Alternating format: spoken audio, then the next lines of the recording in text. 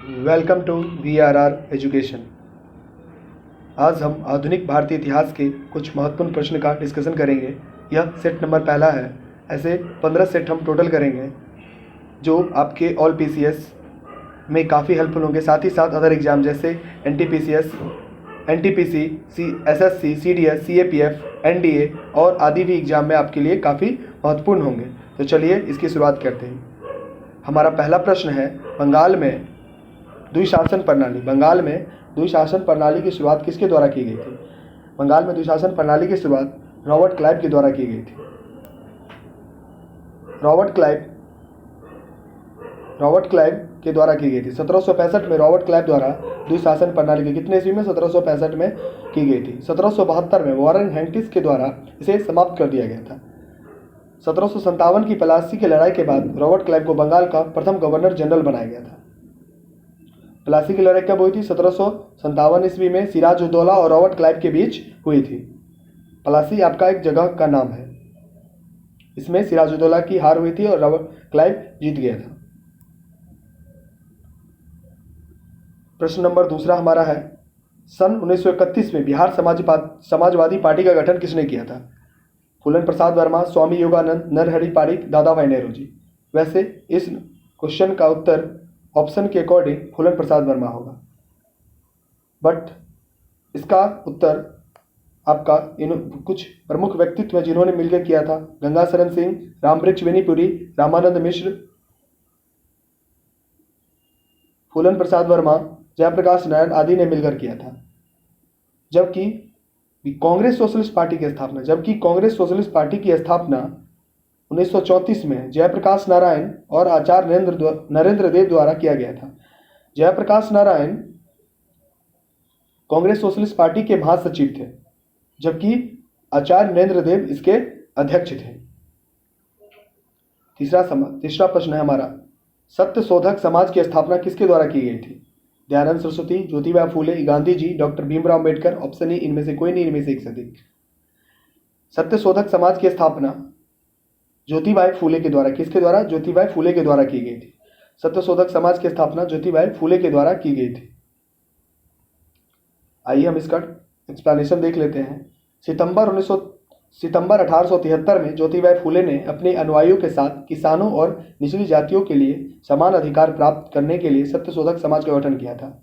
ज्योतिबाई फूले को गैर ब्राह्मण यानी लोअर कास्ट के बीच, जो भी दूसरे ब्राह्मण को छोड़कर जितने कास्ट हैं, सामाजिक सुधार का जनक माना जाता था। ज्योतिबाई फूले ने एक पुस्तक है उनकी, गुलामगिरी। कौन सी पुस्तक है? गुलामगिरी।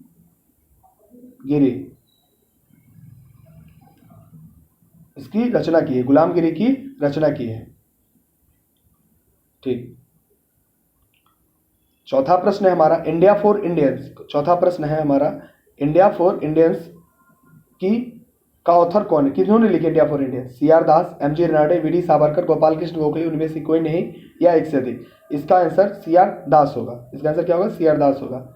चाहिए CR दास के बारे में कुछ महत्वपूर्ण बिंदु देख लेते हैं जो परीक्षा की दृष्टि से काफी महत्वपूर्ण है। CR दास जो थे आपके स्वतंत्रता आंदोलन के प्रमुख नेताओं में से एक थे। CR दास ने 1922 में गया अधिवेशन, कांग्रेस के गया अधिवेशन की अध्यक्षता की थी। 1923 में मोतीलाल नेहरू के साथ मिलकर उन्होंने स्वराज पार्टी का स्थापना इलाहाबाद में की थी। ध्यान रखने वाली बात यहां पर यह है कि CR दास स्वराज पार्टी के अध्यक्ष थे, जबकि मोतीलाल नेहरू इसके क्या थे? जनरल सेक्रेटरी यानी महासचिव थे। CR दास को द फ्रेंड ऑफ नेशन भी कहा जाता है। CR दास ने कहा था, स्वराज आम जनता के लिए होना चाहिए, केवल वर्गों के लिए नहीं। CR दास की मृत्यु 1926 में हो गई थी।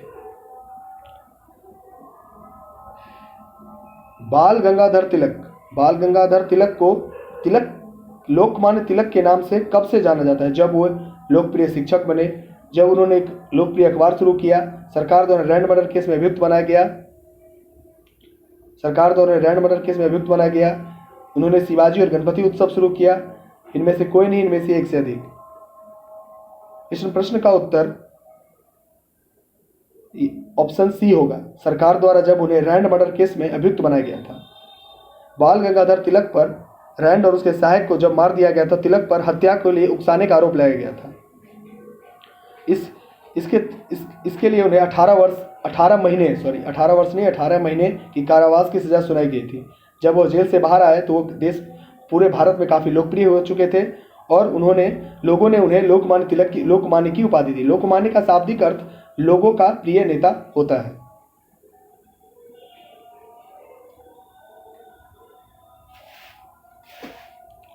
लोकमान्य तिलक ने मराठा और केसरी नामक 2 पत्रिकाओं का संपादन शुरू किया था। लोकमान्य तिलक ने शिवाजी उत्सव और गणेश उत्सव आरंभ किया था। लोकमान्य तिलक ने 1916 में होम रूल लीग की स्थापना की थी। लोकमान्य तिलक की मृत्यु कब हो जाती है? 1 अगस्त 1920 को हो जाती है। राजेंद्र प्रसाद ने किसे पाकिस्तान का जन्मदाता माना था? Mohammad Ali Jinnah, lord Mountbatten, lord Minto, Liaquat Ali Khan. इसका उत्तर देखते हैं नेक्स्ट स्लाइड में क्या होगा। राजेंद्र प्रसाद जी थे, उनकी एक बुक है इंडिया डिवाइडेड। इसमें उन्होंने लॉर्ड मिंटो को पाकिस्तान का जन्मदाता माना था। मार्ले मिंटो सुधार 1909 अधिनियम में भारत में सांप्रदायिकता का बीजारोपण किया था। इसमें पाकिस्तान की नींव पड़ी थी। साथ ही साथ पाकिस्तान, जब यह बात तय हो गई कि पाकिस्तान का भविष्य में होगा ही, यह 1916 के लखनऊ अधिवेशन में हुआ था, जब कांग्रेस द्वारा आपको मोहम्मद अली जिन्ना की सारी बातें मान ली गई थी। उसी समय यह तय हो गया थी कि भविष्य में कभी न कभी भारत का विभाजन होगा। चलिए हम नेक्स्ट स्लाइड की तरफ बढ़ते हैं। हमारा 7वां प्रश्न है, बंगाल विभाजन की घोषणा कब की गई थी? बंगाल विभाजन की घोषणा 19 जुलाई 1905 को की गई थी।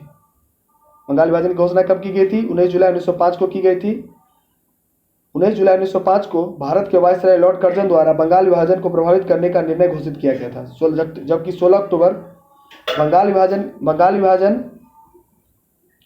की घोषणा 19 जुलाई 1905 को की गई थी, जबकि बंगाल विभाजन 16 अक्टूबर 1950 को प्रभावी हुआ था। 16 अक्टूबर 1950 को पूरे बंगाल में शोक दिवस मनाया गया था। कौन सा दिवस मनाया गया था? शोक दिवस मनाया गया था। शोक दिवस मनाया गया था। साथ ही में अंडूरेल कमेटी के गठन 1906 में हुआ था। इसी की रिपोर्ट के आधार पर 12 दिसंबर 1911 को भव्य दिल्ली दरबार का आयोजन किया गया, जिसमें अतिथि कौन थे? जॉर्ज पंचम, जो कि तत्कालीन ब्रिटेन के राजा थे। तत्कालीन वायसराय लॉर्ड हार्डिंग द्वारा बंगाल विभाजन को 12 दिसंबर 1911 को रद्द कर दिया गया। हमारा 8वां प्रश्न है, निम्न में से कौन कैबिनेट मिशन के सदस्य नहीं थे? तो कैबिनेट मिशन के सचिव कौन कौन थे? कैबिनेट मिशन के सचिव लॉर्ड पैथिक लॉरेंस थे, स्टीफन क्रिप्स थे, अलेक्जेंडर थे। तो इस प्रश्न का उत्तर क्या हो जाएगा? इनमें से कौन नहीं थे? वेवेल नहीं थे। कैबिनेट मिशन आया कब था भारत में? 24 मार्च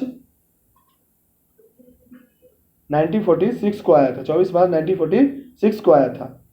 यह भी प्रश्न काफी महत्वपूर्ण है, ये डेट पूछ लिया जाता है, तो इसे याद रखेंगे। कैबिनेट मिशन का नेतृत्व तो लॉर्ड पर बता ही दिया मैंने।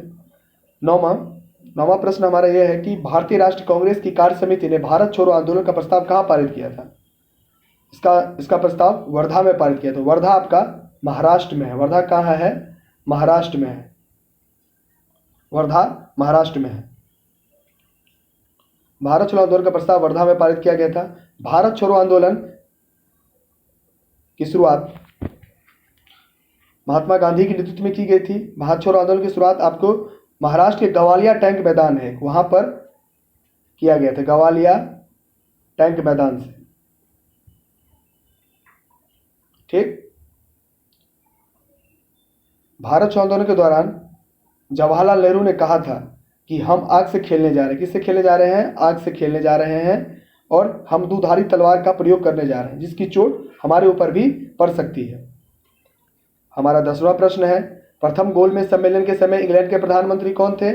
इसका उत्तर रैमजे मैकडोनाल्ड हो जाएंगे, ठीक। प्रथम गोलमेज सम्मेलन का आयोजन आपका 1931 में किया गया था। द्वितीय गोलमेज सम्मेलन का आयोजन प्रथम गोलमेज सम्मेलन का 1930 में किया गया था। द्वितीय गोलमेज सम्मेलन का आयोजन 1931 में किया गया था, जिसमें गांधी जी ने भाग लिया था। दूसरे गोलमेज गांधी जी ने किस गोलमेज सम्मेलन में भाग लिया था? द्वितीय गोलमेज सम्मेलन में भाग लिया था। द्वितीय गोलमेज सम्मेलन में ही आपको सांप्रदायिक पंचायत की घोषणा की गई थी, जिसके आधार पर जो पहले आपको सिर्फ अल्पसंख्यकों के लिए अलग प्राधिकरण निर्वाचित था, अब भारत में उस सांप्रदायिक पंचायत के अकॉर्डिंग निचली जातियों के लिए भी अलग अलग अलग निर्वाचन प्रणाली की व्यवस्था की थी, जिसके गांधी जी काफी खिलाफ थे। इसी वजह से उन्होंने बीच सम्मेलन में छोड़कर वापस आ गए थे। अगर आपको हमारा ये सीरीज अच्छा लगा हो तो इसको लाइक, शेयर एंड सब्सक्राइब अवश्य कीजिएगा।